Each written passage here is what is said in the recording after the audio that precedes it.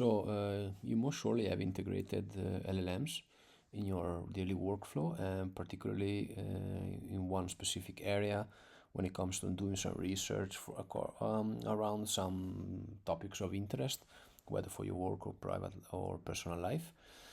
Maybe you want to explore a topic you're not very familiar with, you want to get more information about it, and so forth. One of the most difficult things around using the web apps for OpenAI, Claude, and what have you, is that it's very difficult to consolidate your searches into a unique place.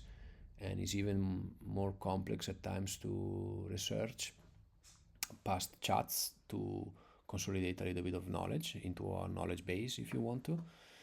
There are many resources for doing that, but we all have some sort of, depending on the context, when in private or professional life, different ways we do that. You know, they all debate around Wiki, Confluence, Google Docs, and what have you. So I'm increasingly starting to use Obsidian, which I introduced first as a note taker, but now with LLMs, I'm starting to envision that as my based and knowledge based. And I found particularly a few plugins and extensions that are particularly useful for that, and I want to show you one, which is an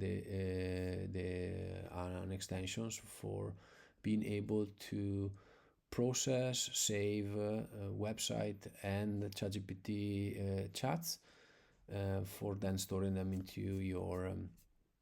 into your Obsidian Vault. So this is an example of a node. I was studying things about distributed training, and I created this template that is going to be enabled not just to save, which would be the default, save the node currently as is, but also to use some interpreter to parse it, right, and extract information that would enable me to tag, give a title to the node, so that I can keep things tidy. This is done via one of the model that you can add here. Here, for instance, let me put another model, ChatGPT 4o. And so this is going to process this chat here. This can happen as well with websites and with website context of various type. I think I might have even done it here when I got this node from a Substack. You know, Substack can be fairly long, so this can process it and extract and parse data. The same I'm doing with this node here. Now you see it's done. I got all my content plus a summary and a few tags, explanations, and title, and I can add it to Obsidian directly. And here is the node that has been saved in Obsidian, and which in this case is automatically synced to my vault in Google Drive. And you can see is the node containing the chat that was extracted before, plus all of the information that was extracted to be able to categorize and further reference. Additionally, here on the right hand side, you can see another plugin for Obsidian through which you're gonna be able to interact through an LLMs with all of your information in your knowledge base and the node itself, which you can give access to with the context as usual. So summarize this node, and you can access it via